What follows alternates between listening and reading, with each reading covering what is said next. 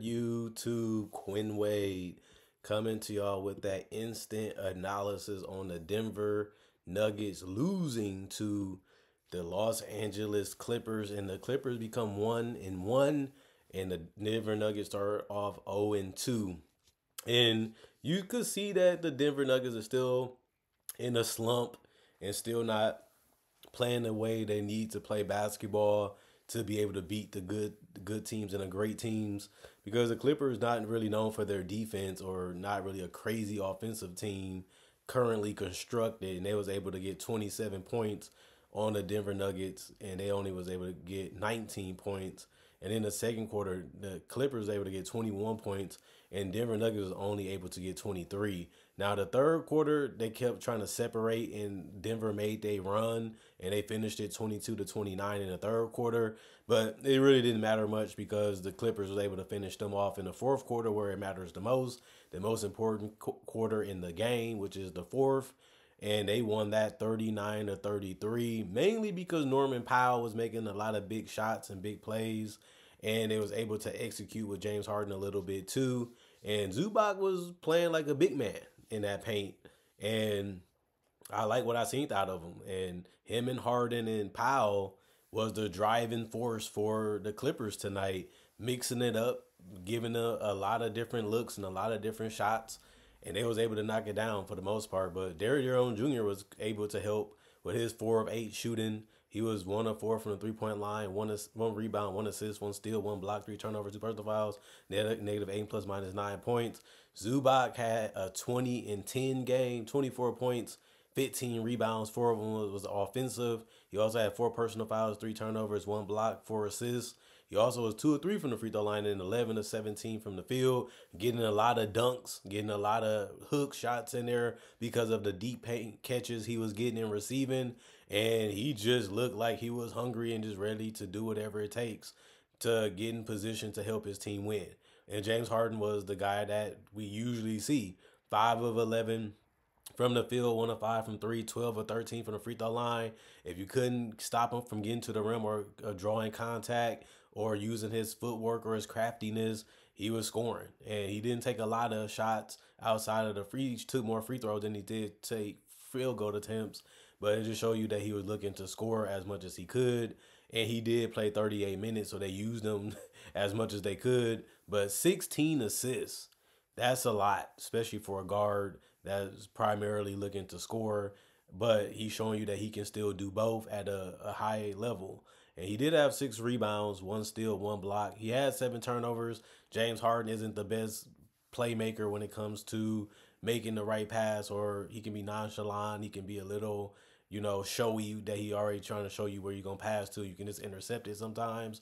But he connected on enough of them to help them win this game, especially down the stretch. He did also have 5 personal fouls, which is a lot because they really needed him to play as many minutes as he could to help them have a chance of winning this game, which ended up working for the most part. +3 and ± 23 points. Terrence Mann still struggling, 0 of 4 from the field, 0 of 2 from the 3-point line, 3 rebounds, 1 was offensive, 1 assist, 2 personal fouls, -15 and ±. And Norman Powell, this is what they're going to need him to do. If Kawhi Leonard is not going to play no time soon, they need somebody that can create their own shots. They need somebody that can be in them corners and knock down them threes. They need somebody that can score in transition. And Powell has been one of those guys that can put up numbers, especially when it comes to scoring. And he only played 33 minutes, but he was 14-21. That's really efficient. Same from the 3-point line, 7 of 11. 2 of 3 from the free throw line, 3 rebounds, 1 of them was offensive, 1 steal, 1 personal foul, -3 ± 37 points. Nicholas Batum, 0 from the field and from the 3-point, but he did make 1 field free throw out of 2. 4 rebounds, 1 was offensive, 3 assists, 1 block, 3 personal fouls, +17 and ±1 point. Jones, 2 rebounds, 1 was offensive, 1 block, -1 and ±. Coffee was 0 of 5 also, 0 of 3 from the 3-point line. He did have 2 rebounds, 1 was offensive, 3 assists, 1 steal, 1 personal foul, +2, and he 2 and ±.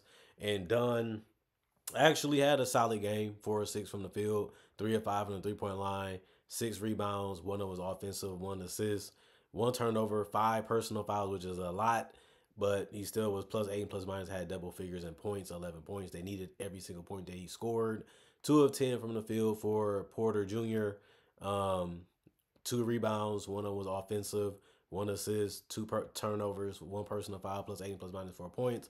And they did shoot 40 of 82, that's 48%, 12 of 33, that's 36% from 3, that's average, 17 of 21, that's 81%, 44 rebounds as a team, 30 assists, 4 steals, 5 blocks, 16 turnovers, 24 personal fouls.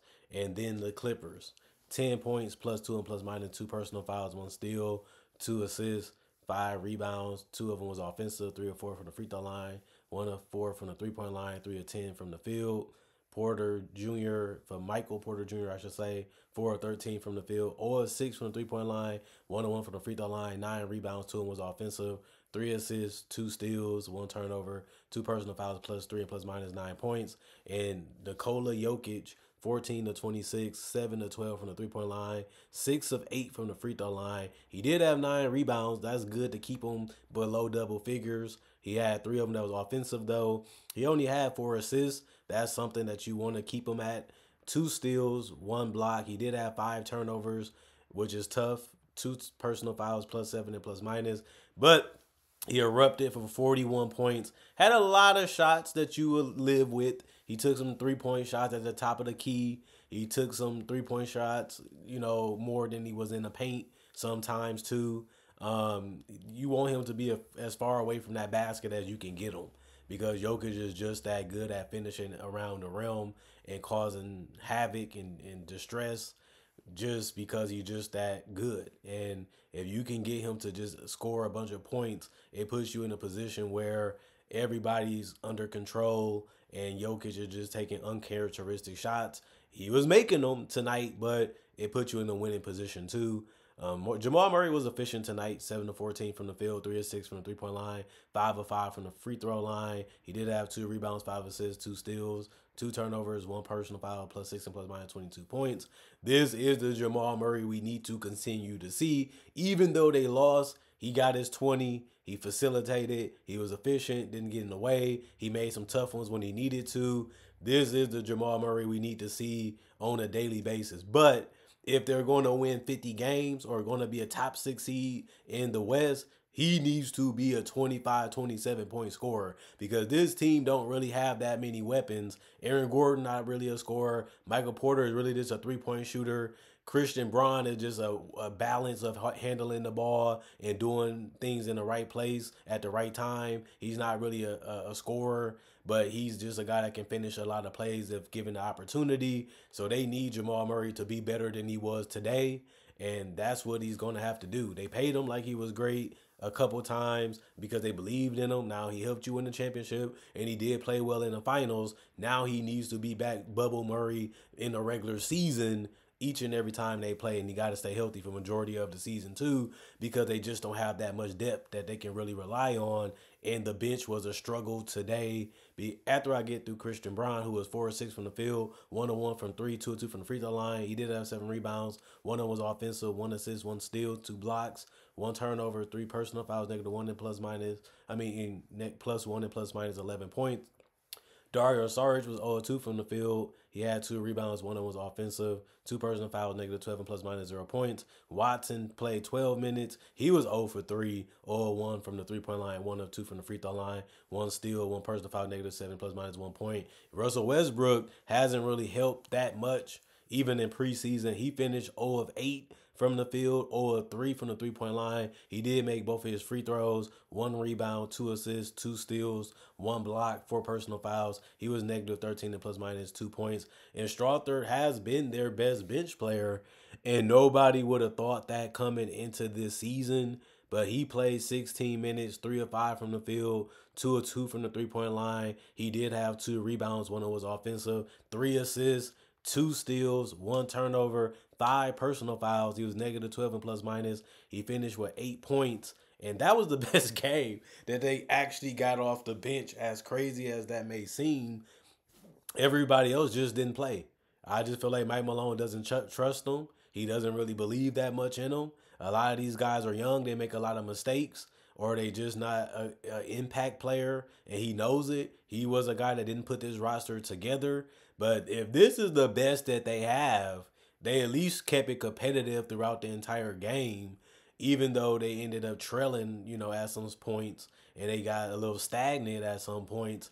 But it just shows you how good Jokic really is and why getting a super max can be a chaotic thing when you look at the roster and they saying if you wanted this type of responsibility and you thought that you was this good, this is the roster that you have. Because once we pay Michael Porter, Aaron Gordon, and Jamal Murray, we ain't going to have too many good role players unless we draft them or we help develop their confidence in their game and their skill sets by using practice and games to be able to smooth that bench out. But some of these guys should have been playing, in my personal opinion, because you're going to gas out Jokic at this point. And he played 37 minutes, which you can say people back in the day played more minutes than people of today. And I would say I would agree with that. But, I mean, Jokic is going to be in his 30s not too long from now. And he can't be carrying the torch for 3 to 4 more years like this, and they're not even in a championship conversation.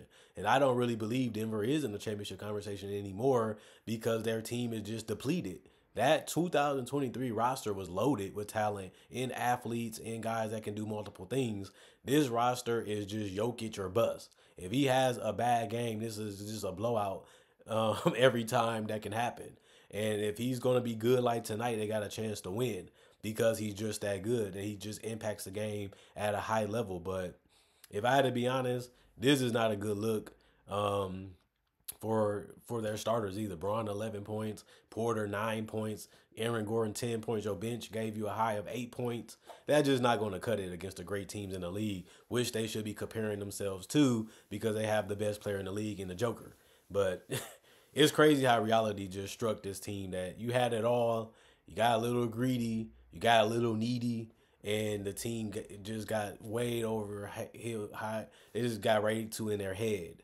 And looking at this game, it's just crazy how the Clippers literally was going toe to toe with them, and they was able to beat them. And it's nothing that you can say the Denver Nuggets could do better besides what take more shots and make them more. I mean, that's it. If they just make more shots, you can say that about any team, though. So I don't really take away too many positives for the Nuggets today. But they shot 35 of 87, 40%, 14 of 35, 40% from three. That's above average. 20 of 24 from the free throw line. They did have 37 rebounds, 20 assists, 13 steals, 4 blocks, 10 turnovers. That's really good. And 22 personal fouls, that's decent. But it still wasn't enough to win. It just got me concerned about them because this was a team that has the MVP. This is a team that won a championship, and their starting lineup hasn't changed that much.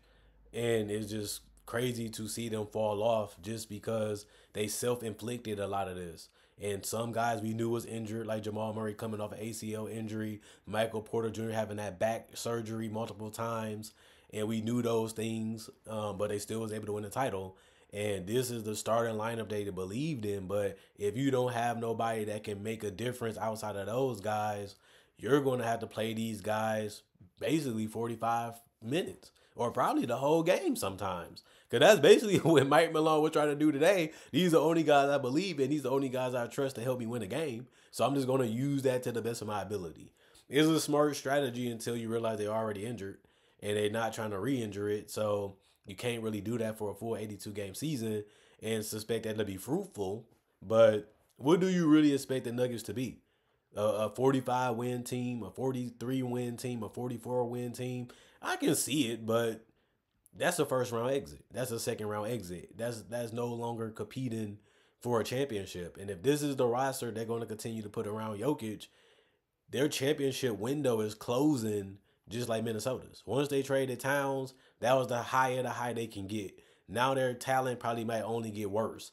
And the Nuggets are the same way. They're going to be competitive. They're going to be tough to put away. But if you can get it done by playing hard and doing what you're supposed to and reading the floor right and staying close to your man, this team is easy to guard. This team just requires attention to detail, and then they're beatable.